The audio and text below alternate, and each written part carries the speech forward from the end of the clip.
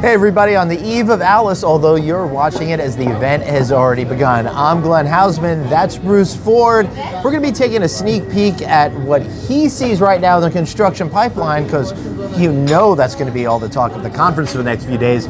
Great to see you up here at the rooftop of the Wayfair Hotel. Thank you guys for having us. Pleasure to be here, Glenn. Good to see you. Happy 2024. It's a new day in the hotel business. It sure is. All right, so we're sitting here in a cool adaptive reuse building, but you're telling me that new construction is up.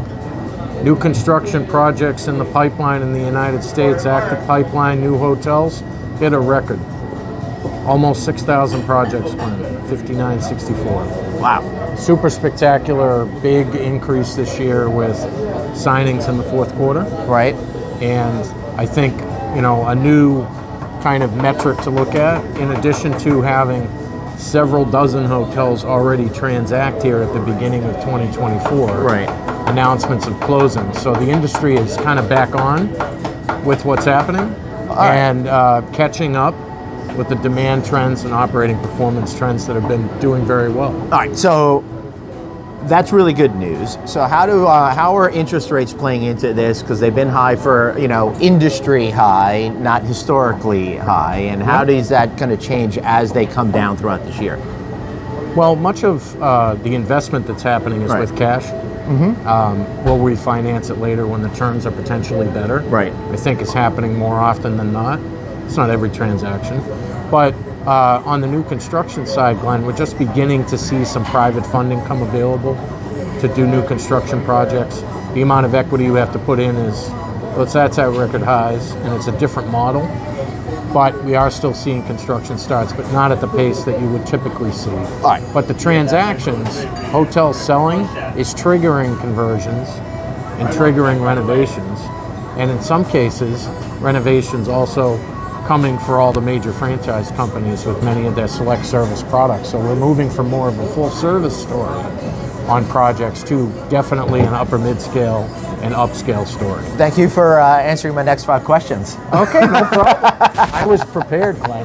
Yeah. You provided me advance notice we would be speaking. You certainly will. All right, so moving on from the construction pipeline, we're recording this as Alice is beginning. This is going to be posted right as everyone's hanging out at the lobby.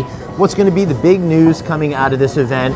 How do you see it? People purchasing hotels, making conversions to those hotels. We'll be talking about potentially more new brands. Yep. Which I think has been a theme for a long time. One was officially announced a couple hours before this video launched. Yeah. So, I mean, Glenn, it's a new thing.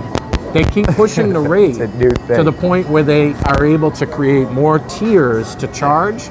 And at the end of the day, even talking with friends, they're like, I don't get all the brands that everybody has now. I says it doesn't matter. Yeah. They just want you to go to Hilton.com or Marriott.com or Choice.com and select whatever it is works for you in the location where you're going. Yep. So brand.com's growth during the pandemic is a big part of where we are today. Yeah, and I just hope I can keep my status with all the different hotel companies as we. You got to keep working it, Glenn. A little bit of everything. You know what they say, Glenn? You don't travel enough. I hope you guys have a great time at the ALS conference. If you're not here, we're going to miss you, but don't worry, got lots of great reporting. So for Bruce Ford and myself, Glenn Hausman, thanks for watching, and be sure to subscribe. Text the word hotel to 66866. Subscribe, like, all that kind of stuff. Thanks. See you at ALS.